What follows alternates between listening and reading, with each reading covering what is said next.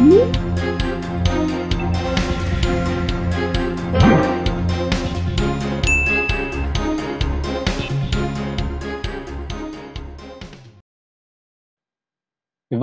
the plastic settlement in meters on a layer of plastic clay due to an increase of pressure caused by loads above it under the following conditions.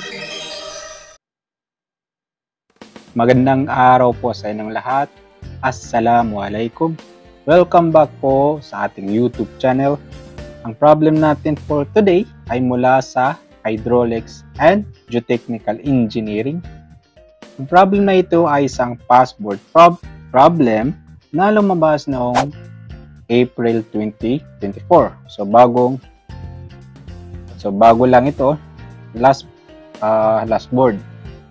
Lumabas din ito noong November 2023, April 2023, November 2022, May 2022, November 2019, May 2019, May 2018, November 2017, May 2017. Grabe. Halos every year. Maliban lang sa 15 at saka 16. 2021, hindi rin siya lumabas. Pero, malay natin, lumabas ito this coming November 2024. Malay natin. Pero, lalabas kaya? Well, hindi natin alam. Pwede yes and pwede no. Ang nakakaalam dyan is yung examiner natin na si Engineer Dakay. Yung examiner ng Hydraulics and Geotechnical Engineering. Anyway, start tayo. Identify natin yung mga given dito sa problem. 180 kilopascal. Ito ang initial intergranular pressure. 120, ito naman ang increase in intergranular pressure.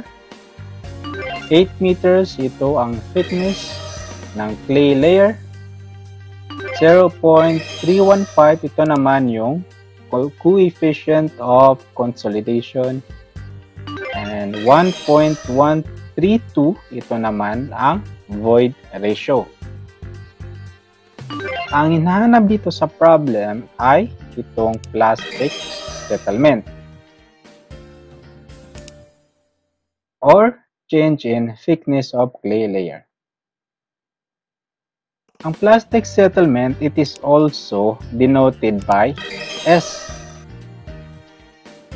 Pero for this problem, gagamitin natin ay ito muna. Okay, let's start. Ang hinahanap dito is plastic settlement. Ang formula ng plastic settlement ay, pero hindi ito yung gagamitin natin. Okay? Dahil kulang yung formula na ito.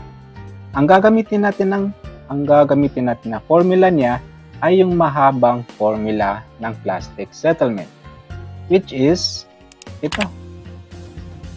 Ito yung pangalawang formula niya.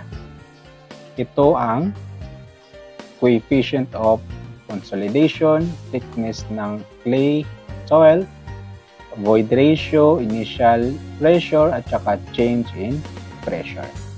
So,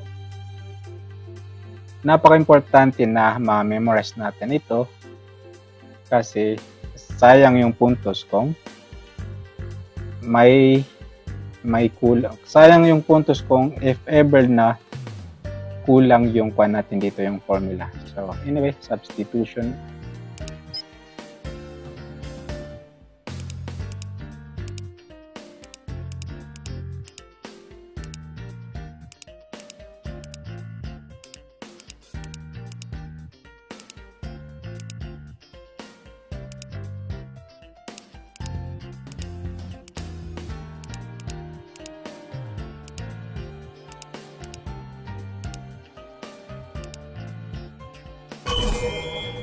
Plastic settlement ay 0.262 meter.